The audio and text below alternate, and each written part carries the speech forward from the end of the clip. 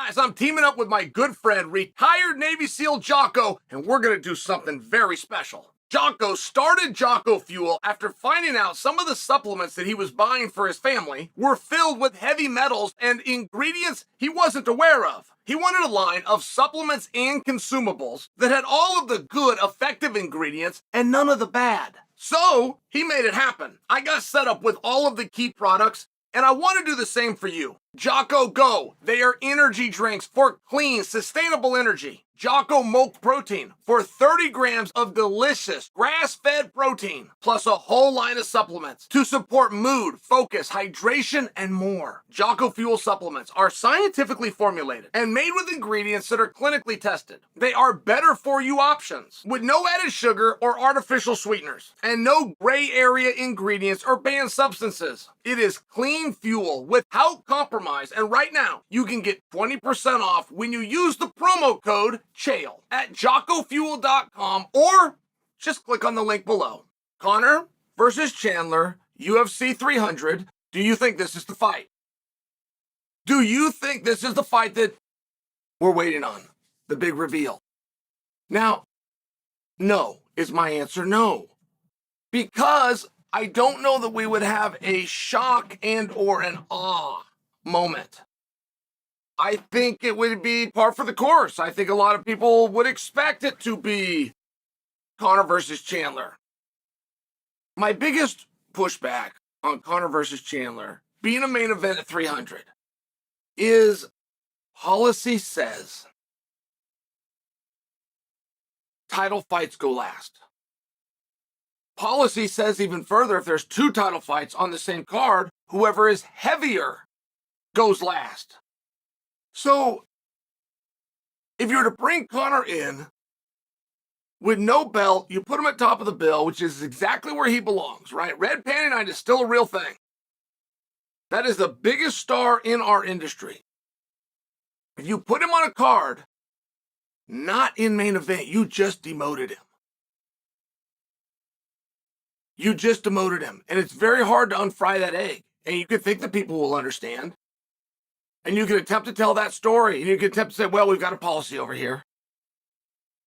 You can even make his fight with Chandler, Conor talking about with Chandler, you could even make it 5 rounds. I mean, these are all things that we have done before.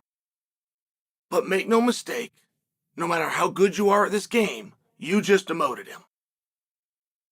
And his brand might be big enough and his brand might be strong enough, but is it big enough and strong enough to be demoted and handle a loss?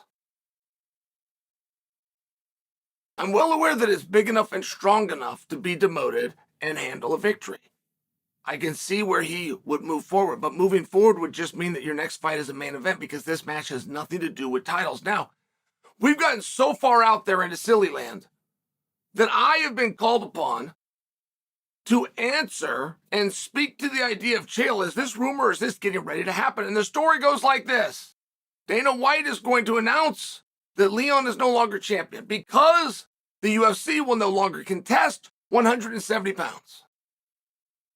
They're going to begin from this day forward contesting 165 pounds and 175 pounds. Goodbye, Leon. Hello, Conor Chandler, 165 inaugural title fight at 300. And I got asked to have to weigh in on this. No, that is silly. That is ridiculous. And I'll make it really easy because we're living in silly and ridiculous, right? I'm every bit as a part of this as well. I mean, we are getting pretty desperate over here, but the commission is who sets the weight classes.